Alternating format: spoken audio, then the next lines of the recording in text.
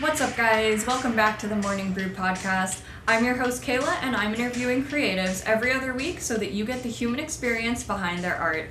This week, I'm super excited because my guest is one of my favorite bands, Mac Saturn. They've been on hiatus for a little over a year, but Mac is back, baby, and they are better than ever. I got to sit down with the guys to chat about new music, being back on the road, and everything in between. It was a super fun time, and I really hope that you enjoy it as much as I did. But before we get into the interview, make sure that you're following the Morning Brew podcast on Spotify, Apple Podcasts, Instagram, and YouTube so that you don't miss any future episodes or any updates coming your way. I hope you enjoy. Well, welcome to the show. It's nice to meet you guys. Could we start with everybody's names and what instrument you play in the band? Yeah, for sure. I'm Nick. I play guitar. I'm Carson Macc. I'm the singer. I'm Mike. I play guitar. I'm Lukas. I'm the bass player. I'm Angelo. I'm the drummer. Sick. So, do you guys still all live in the same house? Yes, in Detroit we do. Most of we us have do. we have a band house. We live there. The guys that don't live there basically live there because we make them come over every other day. So. Okay, so I have some get to know the band questions for you guys. Who wakes up the latest? Oh, jeez. Well, that's a great question. I think Angie and Nick. Angie and Nick definitely are tied for the best. Yeah. Okay. Who parties the hardest? Oh, shit. Mike. Ian. Alright. My guitar tech, Brandon. 1000%. Our crew party is harder than we do. Oh my gosh. Okay, who's the best cook? Carson. For sure. Mm-hmm. Yeah, what's your go-to meal, Carson? Well, I make them this spaghetti that takes 4 days for me to make. Days. Pasta. But it all works out. It's all worth it. That's awesome.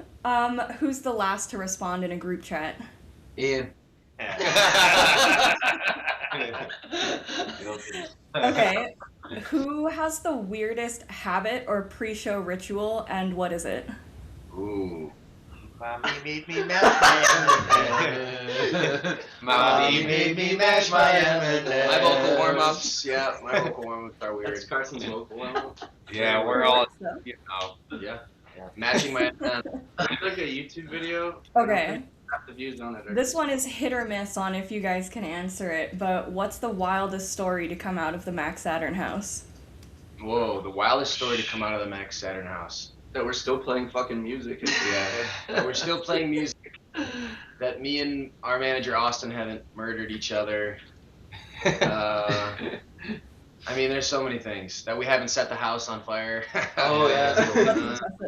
crazy one. You gotta count your blessings, really. What's something crazy that's happened to the house? I don't even know. One of our band houses, the plumbing went out, so we were shitting in bags for a while. That was pretty crazy. Oh yeah, the refrigerator broke on Christmas when we all had we were all sick with COVID, so we were all in our house, kind of quarantined. With no fridge. No fridge, and then the plumbing. Yeah. Went. That was not great. That was years Yeah. ago. We've come over that emotionally and physically. One of our the top floors, the ceiling started to slowly become black mold. Yeah. Slowly but surely. Yeah. Yeah. Well, I'm glad that you guys can Uh, move past shitting in bags. We were on a family road trip once. Once you've done that, touring's kind of a breeze. No, that tracks. We were on a family road trip once, and we watched a man shit himself in the parking lot, and I went to therapy for it because it was so Oh my god! Fair. I'm glad you got that. I'm glad you got the help you needed. honestly. So you guys are coming off of hiatus. You're back on the road. How does it feel to be back? Does it feel natural, or what was the hardest part of coming back? It definitely feels natural. There was a little bit of nerves definitely involved with us getting back on stage and just getting that muscle memory back and being able to do it like you've done it a million times before when you hadn't for a year or so. So there was a little bit of that, but I think after the third or fourth show of this, Bound South tour, everybody really kind of came over that, and it became just better and better every night. So it's been very natural. I think it's been more natural than it's ever been with the way that we are on stage with each other, the way that we're moving, and just the way that we're enjoying it with each other. I don't think we've ever enjoyed it this much just playing because, you know, it was kind of not something we could do for a little bit. So now that we can do it, we appreciate it. We understand how powerful it is to be out here playing our song and singing our message to the world. I'm super excited that you guys are back. I remember Mike was doing live streams of the outfits that he bought for the tour before, so I was really excited to see all the outfits this time around. Oh, you mean like before the Hard to Sell tour, huh? Yeah, Yeah, 2024. yeah. The fits Pour one out for those clothes that didn't get to see the light of day. Right. a moment for them. We're trying to bring some of them back out, but we've gotten so many other clothes in the last couple of years. So the style has definitely been one of the easiest parts, I think. You know, we're definitely just kind of going and putting it out there, and everybody's looking really cool. And every night's a little bit different. So yeah, definitely excited to keep wearing clothes on stage for sure. I think like during the hiatus too, it's like we weren't like not working, so we had every day, every other day we're getting together, we're writing new songs. So for us, it's like so much pent up new material and excitement and stuff that we want to share. Obviously, we've all come a long way as musicians in the last couple of years. You don't stop playing your instrument, so like all that stuff, I feel like it's really materializing on stage in a really cool way, and people are really digging it. People are digging the new songs, and we've been pretty overwhelmed with the amount of support we've been getting. So thanks to everyone who's been a part of this ride so far. Yeah, that's great. And I do want to give you guys a moment because I feel like we didn't really get to celebrate Hard to Sell when it came out, and it's so, so good. And so I wanted to ask you guys, what is something about the Hard to Sell album that you're really proud of, but you didn't really get to talk about? I think the whole record, like A to Z songwriting wise, I'm very proud of. I think every song on there, you know, none of the he didn't write, like that fucking idiot didn't write any of those songs. We wrote those songs, and I'm proud of every single one of those songs. Yeah. So I think it's a great record. I'm proud of the record. I wish it would have got a more fair shake, but I think the production's definitely like some of the best production we've heard on anything from that time and that year, maybe decade. I think production became really, really apparent with the team that we had with Al and Marlon Young and Herschel Boone, the Rush brothers that we work with. The language that we created with them through that album, I think it was like basically discovering our sound or the beginning of our sound and what it could be. And it's the beginning of our journey, you know, as musicians, as men, and that album's what got us to that point. So now we're kind of at the launching pad of, okay, where do we go next with this thing while still maintaining that same catchy, driving, funky, full force kind of a sound. And I really think that we got it nailed down on a lot of these new songs because we've been playing them on stage with the Hard to Sell songs. And they've been going so good. I mean, flowing really good. People are saying, you know, every night that they go together great, and they're really excited to hear the new recordings, which are in progress. So we're really excited to share more music and record more music and put more music out. we got a lot of cool stuff in the works, and I think all of that maturity that comes with dealing with what we dealt with, growing from it, and then just taking the years to sort of hone in on our craft, like that all shows in the music. I think in the new music especially, which I'm very proud of. I think we're able to take our sound in interesting new directions because of the maturity in the musicianship, the songwriting, and that's unlocked a whole lot of new doors for us creatively that we've been stoked to chase down. So definitely no time's gone to waste, and we're just happy people get to hear it again. I can't wait to hear it. The ones that are out already are really good. Can you tell me a little bit about the CDs that you guys are selling at the merch tables? Yeah, absolutely. Go for it. Ian? Yeah, so we, over the early spring and late winter of this year, just recorded a bunch of songs over at our house in our living room. I mean, it was a bunch of bare bones stuff that we had written the day that we recorded it. But we're just overwhelmingly proud of this bootleg, this EP, this record, whatever you want to call it. Hope everybody really, really enjoys it. We put a lot of really, really hard work into it. Everybody co-produced it. Phenomenal experience for us, and I think it's going to kind of you know, direct us in a in a way towards the next record. Yeah, So. it's definitely a step. It's like a middle step between, it's a. I don't want to say it's like refuse material, but it's almost like things that might not make quite the same amount of sense on a full length album or this or that. Just demos or songs that we really loved internally amongst ourselves. That we thought, why not take it on the road and share with people? And doing like that limited kind of CD press run was really cool for us because we all love collecting physical music. We think that's the coolest thing in the world. So like having a little piece of that to offer to our fans felt like, this is something we would love. So hopefully you guys love it too. And they've loved it. So it's definitely something our producers would never ever let us do. That's kind of what got us off about it, Like circumventing. The not that they would hate it, but they definitely would have done it different. So it's nice that we got to call the shots, especially on the sounds, the tones. We always it's very farm to table, where a lot of music these days goes through, X processes, which is good. You want to make a record sound quality, you're gonna put all the time into it. I'm excited. But for us, it's very organic. It's almost like another outlet for us to get some other things out if we want to do more in the future, which we definitely do. And you can't get every song through one of the biggest studios out there right now. So you got to get it where you can get it. So we're excited that we got to do it. It was our idea. We came up with it ourselves. We did everything ourselves. All the Ourselves. packaging, all the CD burning, all the stamping, literally every step of the way. We did everything by hand, And everything was kind of like an experiment. And that's the best part. The way we recorded the stuff, the way we created the stuff, everything was this fun experiment that brought us close together. And when I listen to those songs, I'm sure you guys feel that too. Like it's just, we're very proud of that because of that joy. You can hear us laughing in between takes almost. It was a wonderful moment of like, oh, we can do this. Like we can just make these whenever we want, and it's pretty fun, and it's a good use of our time when we're not recording actually or whatever. So we loved to make it. It was awesome, and we're glad people have been digging it. We're hopefully gonna have some more. Yeah, we sold out of all the ones that we had, but we're trying to get some more stuff in the works with that stuff out. So stay tuned on it. But we're really, really excited about that.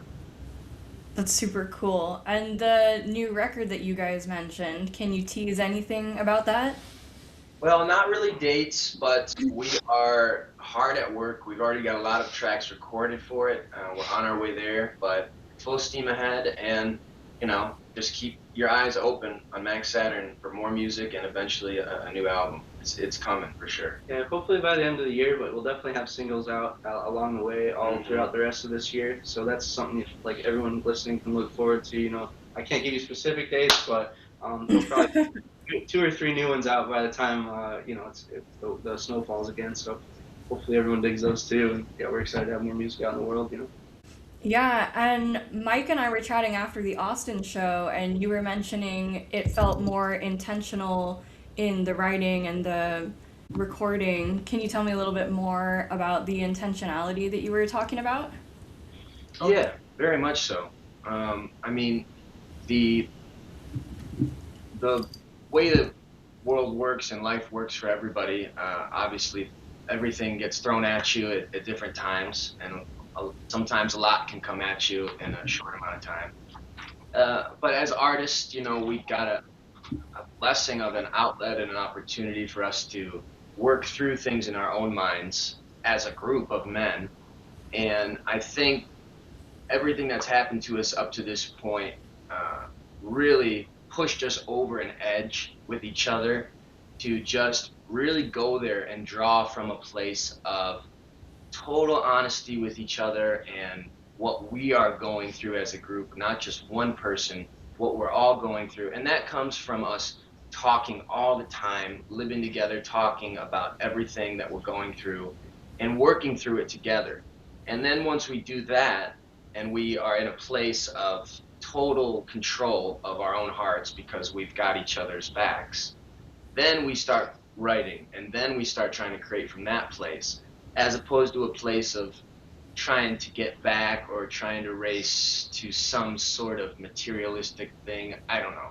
All we got is this music, all we got is the songs, and all we have is each other to write with. So, not to make it too deep with you, but we definitely crossed that plateau with each other, and we started writing very, very much so about what's really on our heart and trying to inspire people to get through what they're going through, whatever it is, you know. So we're trying to do the math for people to hear a song and feel some sort of power, some sort of hope, and some sort of control over their life.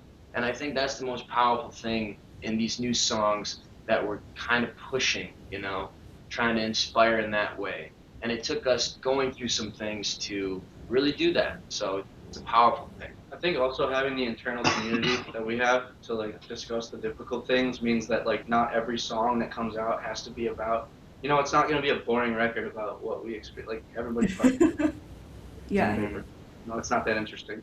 But you know, that being said, you can move forward when you have that sort of brotherhood, that sense of community, and you don't have to. You can have fun with music again.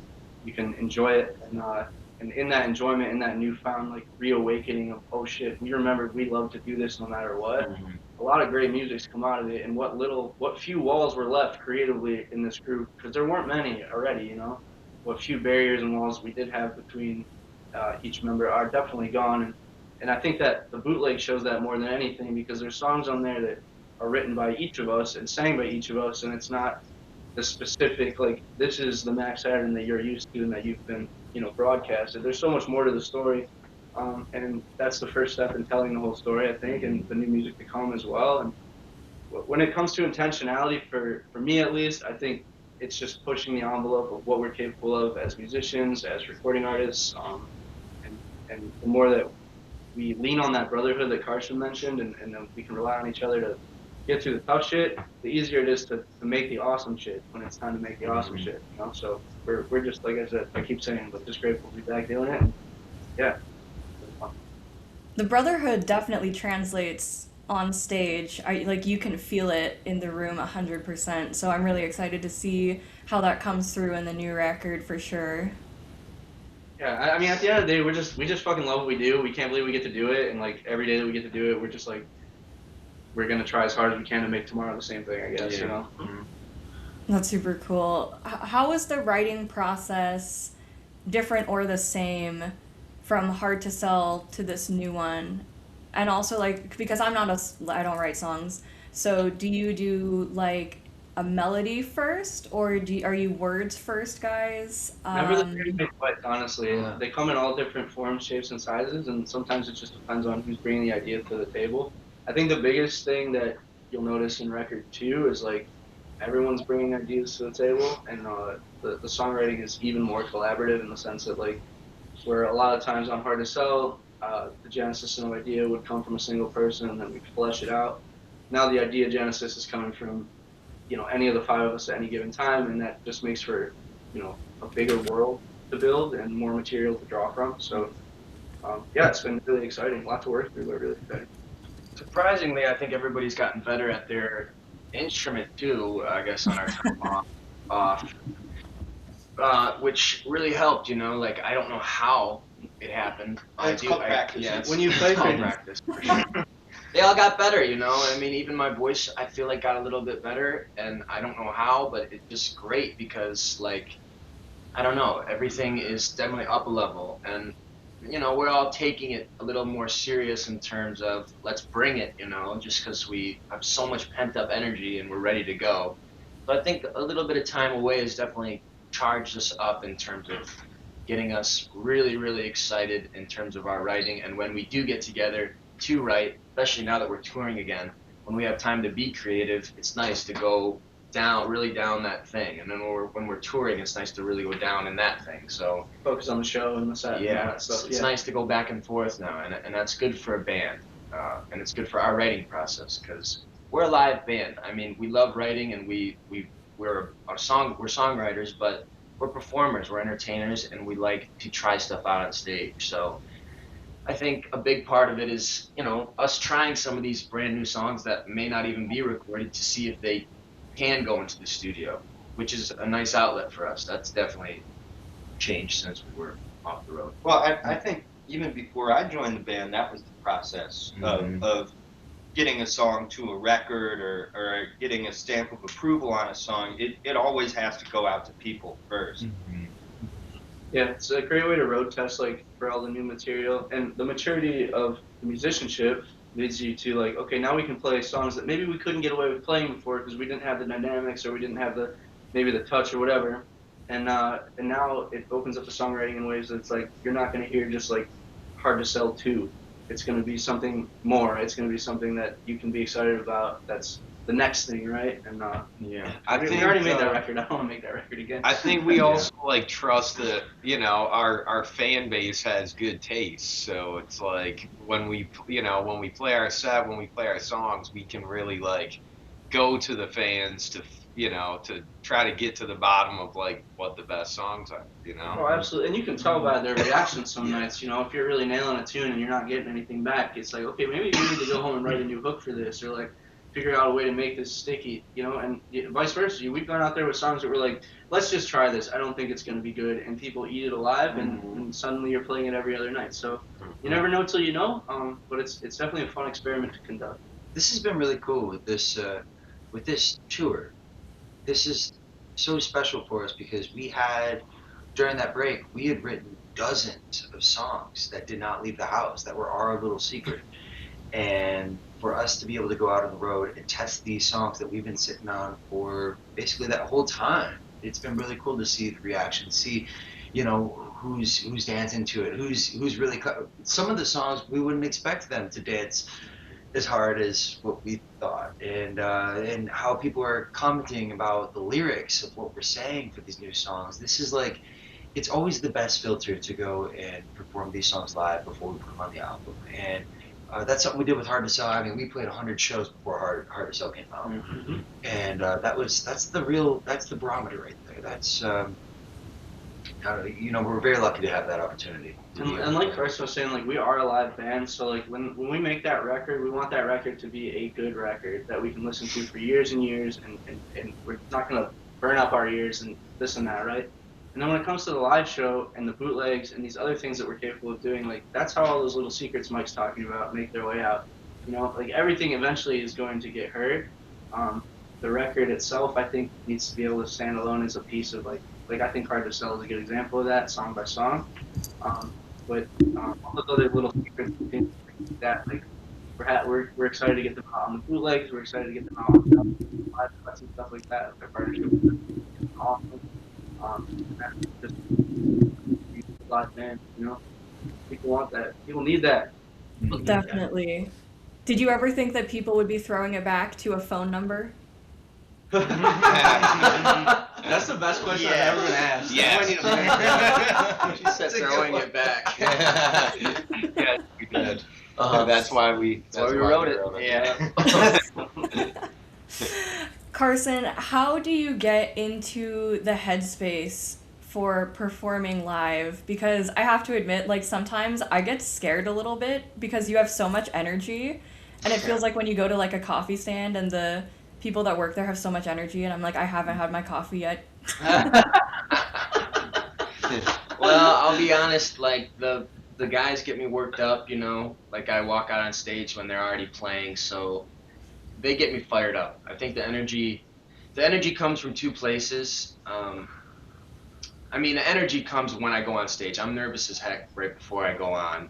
I'm always thinking there's something going on with my body, or I'm psyching myself out. But I just have to overcome it mentally. I do my warm-ups, you know, I get my clothes on, and I just go out there. But then right when I step out on stage, that all goes away, and the energy comes from the guys, mostly, and what they're doing and what they make me do, you know, and the crowd, you know, like, I'm not saying it has to be a big crowd, but if there's people engaged and just trying, you know, Trying to have a good time, trying you know? to sing, trying to move, and just trying to enjoy it, I can work with that, and it gives me energy, and it gets me going, you know what I mean?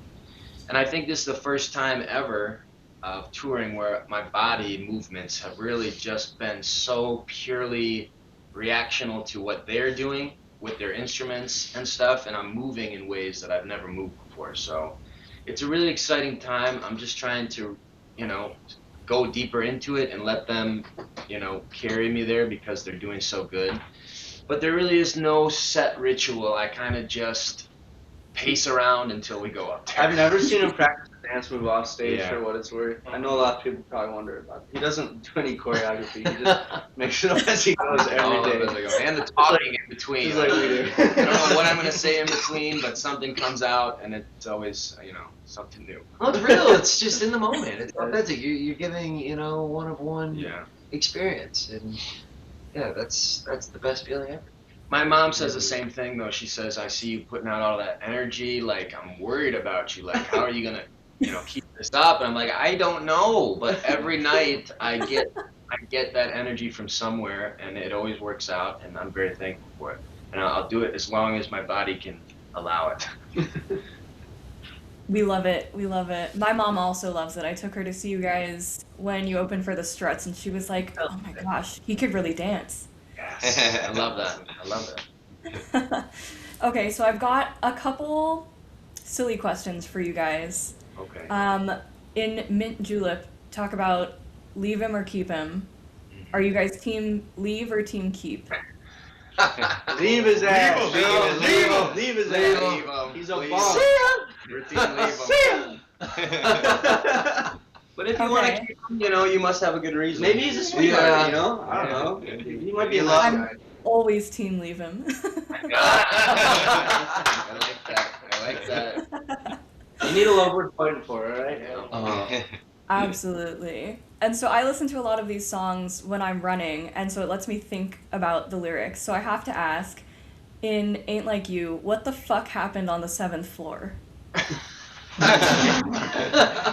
Well, it's a little metaphorical, For our, I yeah, think 7th floor hotel. We were on 7th floor hotel. Isn't there like some sort of psyche thing as the seventh floor? Oh, I thought it was like a chakra thing, right? Yeah, like Yeah, isn't the it's a 7th nightmare, floor? everything got whacked. Yeah, isn't that your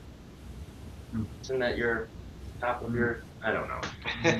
Yeah, it's a hotel. It all went down in a hotel.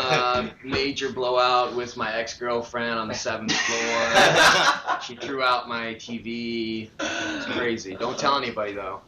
Spoil the lyrics. I think Like, I don't know, like a Nightmare on the 7th floor. I always think that as a metaphor of their, the person that you're talking about, their mind, their 7th floor up here. There's a nightmare up there, and I can't shake them awake, So it's a mental thing. But it's Okay, also that makes a lot yeah. of sense, because I'm like, wow, they must have like shit neighbors. right. The apartment buildings aren't that tall. in So many of the Detroit. lyrics are like not meant to be literal. I think that's all. Like a lot of our lyrics, especially what me and Carson work on, like they're not.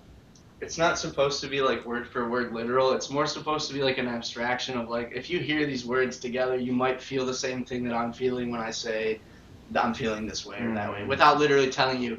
My girlfriend left me on the 7th floor of the hotel and I'm sad. It's like there's other ways to like kind of jog the emotions or like the imagery of the mind. And yeah, and interesting lyrics like that stick in your brain. The worst one Definitely. is baseball. We don't have to talk about it now. Baseball. Angie, you have a account called Sticks and Skins 69, where you and potato skins. What's the best mozzarella stick and potato skin that you've had recently?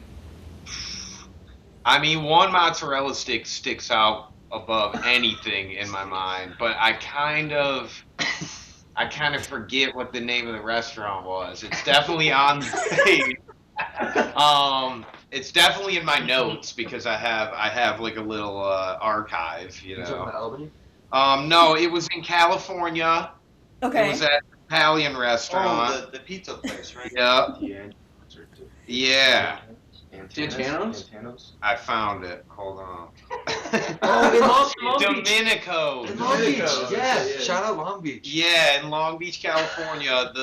It was literally this big. That's crazy. It's And fucking football, man. I probably, like, I took one bite and I was like, yeah, this is the best I've ever had in my life. So yeah, shouts out that place. I've yet to encounter one of that, girth again. But I'm looking for it every day. Caliber. We're waking up. Good morning. Do you ever look at like a plate of food and it's like super heavy and you're like, that's gonna be inside me in a moment? Yeah. Every time. Every dinner. Every Talking time about breakfast I yesterday. order the country fried steak for breakfast, that's Yup. exactly what I. Like, I have to carry that around for like 8 more hours. Damn. Oh my gosh. Okay, so my last question actually comes from somebody else. I do a segment called Artist Ask Artist. We've got a really long daisy chain of questions going. So my last guest was the band Attaboy, and they would like to know, what is your most memorable music experience? They were thinking like at a concert, but it could be anything. I feel like I have like a Mount Rushmore at this point because we've all just been super lucky to be, around this for a little while. But for me, we got to work with somebody from the Motown camp back in Detroit. I don't want to spoil anything, but that was really special because it's somebody that worked with my grandfather. So kind of just some family history there, that stuff. I think selling out the Troubadour was like a huge one for us as well. Maybe collectively, that's like a major milestone moment. Yeah, I'll let you guys rifle some off. I've had something not involving our playing on stage. I think a couple years ago for Nick's birthday, we took him to go see Bob Dylan. Oh, that was awesome. That was pretty fucking legendary. Just to share the air with that guy, it's pretty awesome. That was really cool. Opening up for the Black Crowes and meeting those guys, that was a really big experience. Really cool guys. At this point in their life, it was cool to meet them. Absolutely. All the cool artists we got to see sort of like on the side stage because we were playing a festival randomly and they were also there. Like ECL, I got to see the Roots and stuff like that. Oh yeah, all the the Roots. festivals are always memorable for sure. Yeah. We've seen some pretty iconic artists just perform the same day as us at the same place, which was always just mind blowing. I sat on the Purple Rain motorcycle in Minneapolis. Oh yeah, that's great. Pretty cool. We're going back tonight. Yeah, St. Yeah, Paul. we'll be in St. Paul this evening. So that's a really thoughtful question. Thank you to was it the Attaboys? Attaboy, yeah. That's a cool name for a band too. Mm-hmm. And you had some great questions too. This was really good. Yeah, one of the more fun interviews I've ever done for sure. Thank very you. That means a lot. I like to ask fun questions. So now you guys actually get to ask a question for my next guest, who I believe is going to be an author, but you could ask anything under the sun. Who are you reading? An author. Ooh, I feel like he gets asked that all the time. We gotta let's dig. Let's make him think. Do you know who it is? Would I know who it is? Will we know who it is? I don't think so. It's a friend I went to high school with that's publishing his first book. Well, first of all, congratulations on publishing your first book. That is a massive achievement and very difficult. I have a lot of questions about that process, but Ask away. It's got to be one really good fun question. Just want to. What's harder to do and why? Writing the first page or the last page? Oh, that's a good one. I asked a small follow-up question. Yeah. Ask him to describe the moment that he knew that this is what the book was going to be about, and he was going to pull that thread all the way to the end. I would love to know what that moment of Eureka is like, because we have that a lot for songs, but songs are 3 minutes long. Books take years. Yeah, that's a great question. So do that question. I would love to know what was his Eureka moment. I'll do both. Those are both great questions. And then lastly, I like to give my artists a time and a platform for shameless self-promo. So anything that you guys want to promote, this will come out mid-July, but anything under the sun you want to promote. That we can Mid-July, and then we can give some inside information in that case. Yeah. I think. At this point, this is coming out in mid-July. We've got a brand new song that's out. So check it out. Yeah, listen to the new song. Maybe two. We might have two. I don't remember. The album might be out by then. Let's go. No, we got some new music, and we want you to check it out. So please check it out. It's called Cash on Delivery. Available everywhere. Thank you for following us. Look up Mac Saturn on anything that you follow bands on. Follow us. Be a part of this journey because we're coming to your town. We've got new music, and it's just gonna keep going. Wash, rinse, repeat. We you like got the bands, you like rock and roll. we got an awesome Canada run too coming up at the end of July. Oh, We're yeah. going to get back up there and Yeah. see. We got a lot of friends up in Canada, so we're excited to rock and roll up there again. Absolutely. Keep supporting local music. Support your local radio station if you have one. Call them and tell them to play your favorite song because we need radio stations still. Things like this. Support local bands. Buy a T-shirt. Buy a CD. Make your own damn CD. Make your own damn T-shirt. Fun. Yeah. That's all I got for you. Awesome. Well, thank you guys so much for your time. I know it's kind of early, but I really appreciate it, and I'm super excited that we were able to make this happen. Yeah. Thanks for having us, awesome. Taylor. It's been Thanks. great. Thank you We very appreciate much. it. Awesome. Have a great rest of your day, guys. Thank you. You too. too. Thank Thanks you for very having much. us. See you soon. Bye. Bye. That's all for today's episode, guys. Thank you so much for listening. If you enjoyed this episode, make sure to share it with a friend. And make sure, once again, that you're following the Morning Brew podcast on Spotify, Apple Podcasts, Instagram, and YouTube so that you don't miss any upcoming episodes or updates. I'm going to be linking all of Mac Saturn's socials in the description below. Make sure that you check out their website because they do have some incredible merch for sale. And on top of that, if you are in the Canada area, I cannot recommend enough that you check out the Canada leg of their tour, which is happening at the end of the month. Make sure that you stick around next time because I'm going to be talking to one of my very good friends about his upcoming collection of short stories.